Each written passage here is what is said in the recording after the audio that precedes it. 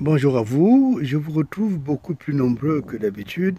Euh, c'est peut-être à cause du sujet que mon secrétariat vous a communiqué, qui est un sujet qui est celui de la souveraineté et des partenariats.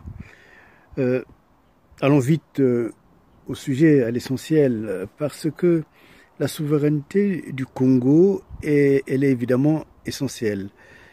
Mais il faudrait bien savoir que si la souveraineté n'est pas accompagnée par une puissance économique, n'est pas accompagnée par une puissance industrielle, n'est pas accompagnée par un rayonnement au niveau mondial qui se traduit commercialement ou autrement, je crois que la souveraineté va devenir pauvre.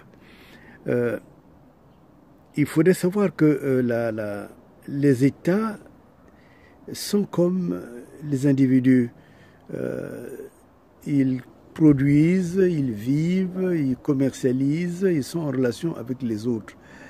Je me rappelle un auteur que j'ai lu quand j'étais en année de troisième cycle en droit international public, que je recommande d'ailleurs à beaucoup d'étudiants qui sont en droit international public, qui disait que je n'ai jamais déjeuné avec un État. Et il a raison. Il a raison parce que un État, c'est l'instrument de la souveraineté. Mais c'est quoi un État? Un État n'est rien d'autre que des hommes et des femmes qui occupent des responsabilités au niveau des organes de l'État, et c'est eux qui donnent une forme, une réalité à l'État. Il en est de même aussi des entreprises. Parce que parmi les partenaires, ceux dont je voudrais parler aujourd'hui, ce sont des partenaires économiques, des partenaires industriels. Et au fond, les partenaires, vous le savez bien, les partenaires, euh, c'est Total pour le cas du Congo, c'est Iron dont je veux parler, et d'autres aussi. Euh, Bien entendu, le Congo a des talents énormes, qui ne sont jamais exploités véritablement. A des personnes qui sont capables de créer des entreprises euh, avec le temps.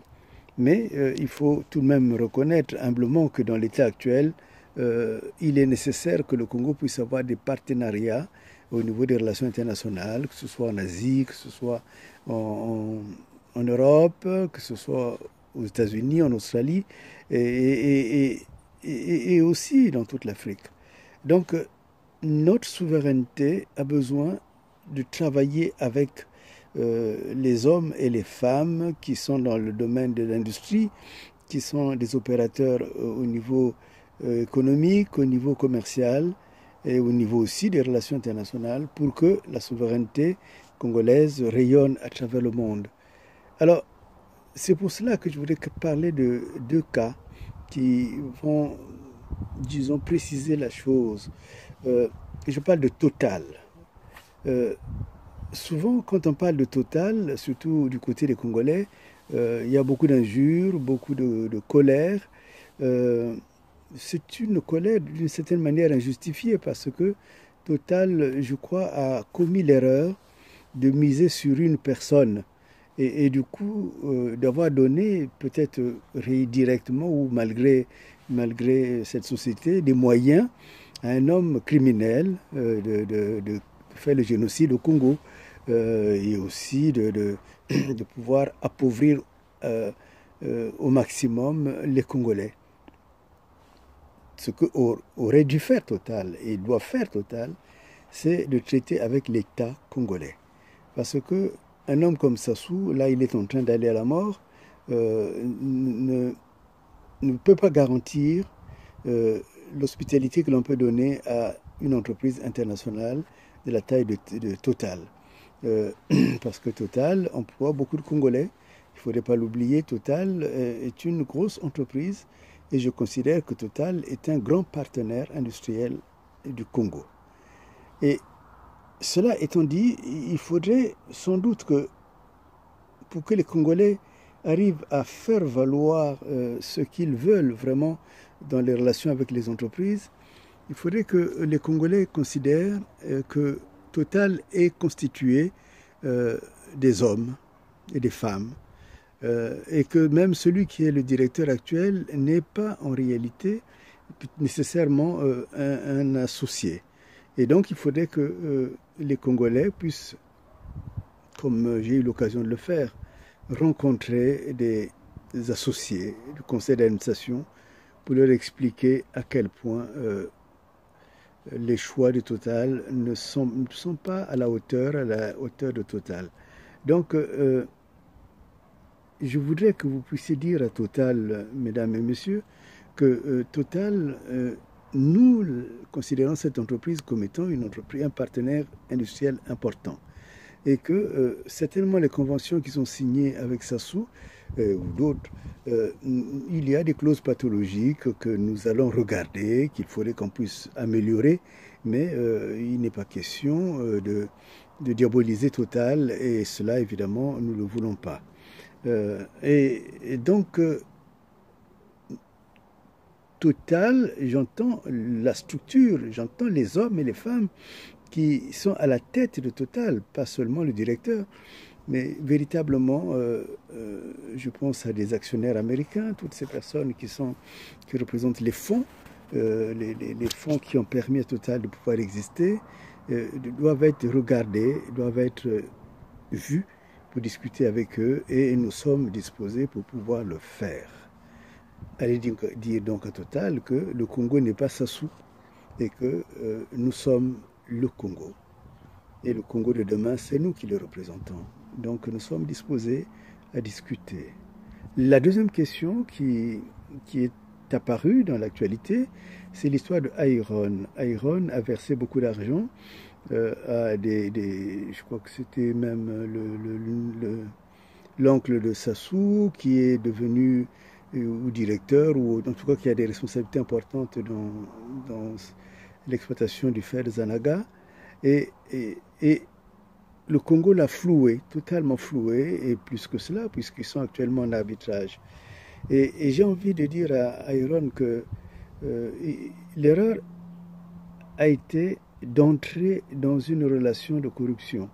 Et il faut maintenant qu'Iron vienne à nous pour que nous puissions discuter. Il faudrait qu'Iron sache que en renversant Sassou, nous allons considérer ces investissements, moins évidemment tout ce qu'il a donné en corruption. C'est à lui, c'est à Iron, c'est aux dirigeants australiens de pouvoir le récupérer. Mais nous considérons que dans Iron et dans ses droits, ils ont investi, et le Congo a besoin de ses partenaires, des partenaires de la taille de Iron. Donc,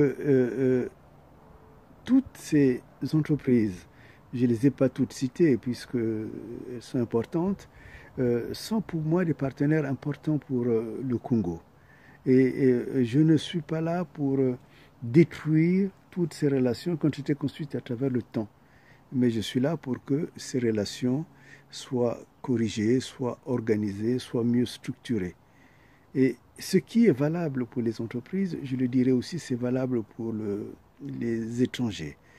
Quand je parle de la congolité, je ne veux pas par là dire que les étrangers doivent être martyrisés ou comme a fait Yombi, les parquer pour les faire partir en Afrique de l'Ouest et ainsi de suite. Non, le Congo doit se souvenir justement des temps d'esclavage dans lequel Sassou a fait vivre les Congolais, et être capable d'accueillir les étrangers. Et l'étranger est une bénédiction. Mais ce que les Sassou n'ont pas compris, c'est cette maxime que je tire de la Bible qui dit, voilà, tu es à l'étranger, fais du bien au peuple qui t'accueille. Et Sassou n'a pas fait du bien au peuple congolais, ni au Mboshi, ni au Lari, qu'il voudrait exterminer, ni à tout autre. Et comme il n'a pas fait le bien, il a donné du coup, je dirais, une sorte de dégoût de la présence de l'étranger. Mais il appartient au Congolais qui est intelligent de dépasser cela. L'étranger n'est pas forcément Sassou. Mais par rapport à cette expérience, par rapport au vécu des Congolais, je pense qu'il est nécessaire que désormais les Congolais occupent les places véritables du Congo. des responsabilités importantes, pour qu'il n'y ait plus de dérives comme celle de Sassou. Mais à l'étranger, et laisser aussi la possibilité de pouvoir entreprendre au Congo. Et maintenant, le gouvernement étudiera chaque disposition pour que les droits des étrangers soient aussi respectés. Voilà, mes amis, allez donc, devenez-vous les missionnaires, allez parler à Total, allez parler à Iron, que nous les considérons comme des partenaires sérieux, des partenaires avec lesquels nous voulons travailler, et des partenaires peut-être avec lesquels nous allons travailler pour renverser Sassou. Merci beaucoup, bonne journée à vous, à samedi prochain.